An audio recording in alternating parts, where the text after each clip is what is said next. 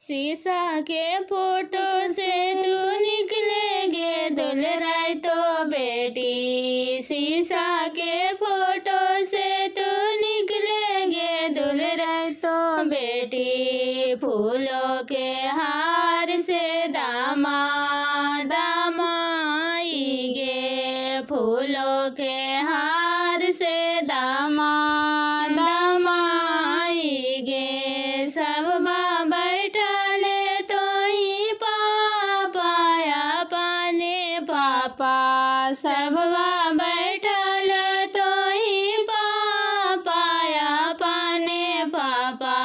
देव पापा जोड़िया लगाई माई गे। देव पापा जोड़िया लगाई माई गे। हम कैसे आगे बेटी जोड़िया लगाइयोगे। हम कैसे आगे बेटी जोड़िया लगाइयोगे। जोड़िया लगाई थुन भगवान माई गे। जोड़िया लगाई थुन भगवान माई गे। शीशा के फोटो से तू निकलेगे दुलराई तो बेटी। शीशा के फोटो से तू निकलेगे दुलराई तो बेटी। फूलों के हार से दामाद आएंगे। फूलों के हार से दामाद आएंगे। सब बैठले तो ही चाचा पाने चाचा। सब बैठल तो ही चाचा पाने चाचा। देव चाचा जोड़िया लगाई माई गे। देव चाचा जोड़िया लगाई माई गे। हम कैसे आगे बेटी जोड़िया लगाइयोगे। हम कैसे आगे बेटी जोड़िया लगाइयोगे। जोड़िया लगाई थुन भगवान माई गे। जोड़िया लगाई थुन भगवान माई गे। काहे लगी पापा जी खरही बुनाला हो। काहे लगी पापा जी खरही बुनाला हो। काहे लगी पापा जी धिया जय पोसाला हो। काहे लगी पापा जी धिया के पोसाला हो। मड़वा छारल बेटी गे खरही बुना लियो। मड़वा छारल बेटी गे खरही बुना लियो। जांगा सुधा करल बेटी तोहारो पोसलियो। जांगा सुधा करल बेटी तोहारो पोसलियो। जब जी पापा कमलिया चढ़ी बैठबा। जब जी पापा कमलिया चढ़ी बैठबा। कमलिया चढ़ी बैठबा। बेटी के आधा पर तो कमलिया चढ़ी बैठबा। बेटी के आधा पर तो बेटी के आधा पर तो जीनाई ना जाई तो। बेटी के आधा पर तो जीनाई ना जाई तो। आबगे बेटी पापा जांगा सुना कैला।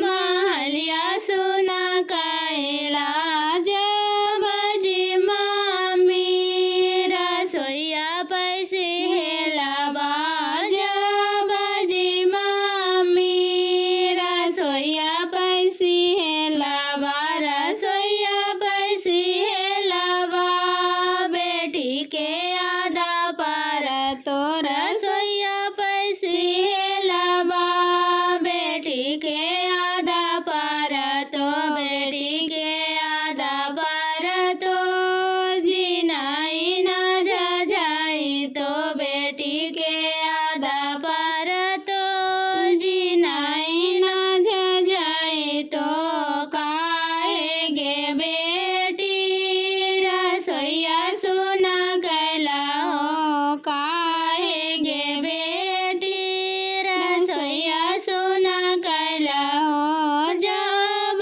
जी भाभी भोजन माले बैठा भो जब जी भाभी भोजन माले बैठा भो भोजन माले बैठा भो ननद के आधा पर तो भोजन माले बैठा भो ननद के आधा पर तो ननद के आधा पर तो जिनाई न जाई तो ननद के आधा पर तो जिनाई न जाई तो काहे जी ननदो भोजन मासु न कैला काहे जी ननदो भोजन मासु न कैला जब जी दीदी दरवाजा हूँ घुसवा जब जी दीदी दरवाजा हूँ घुसवा दरवाजा हूँ घुसवा बहिन के आधा पर तो दरवाजा हूँ घुसवा बहिन के आधा पर तो बहिन के आधा पर तो जिनाई न जाई तो बहिन के आधा पर तो जिनाई न जाई तो काहे गे बहिनो दरवाजा सुना कैला हो काहे गे बहिनो दरवाजा सुना कैला पापा जेठा बैसखा मत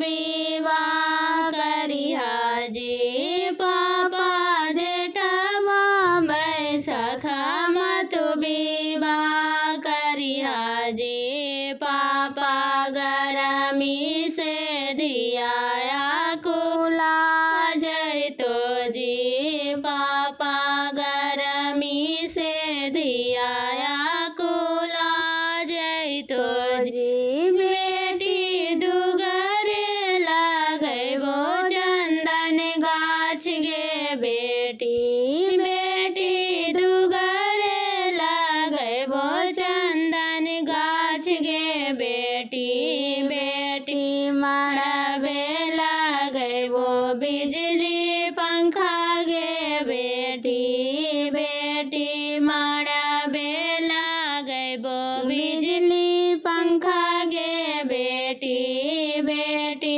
ठंडे ठंडे हो जाए तो विवाह गे बेटी बेटी ठंडे ठंडे हो जाए तो विवाह गे बेटी चाचा जेठा बैसखा मत विवाह करिहा जी चाचा जेठा बैसखा मत विवाह करिहा जी चाचा गरमी से धिया कुला जय तो जी चाचा गरमी से धिया कुला जय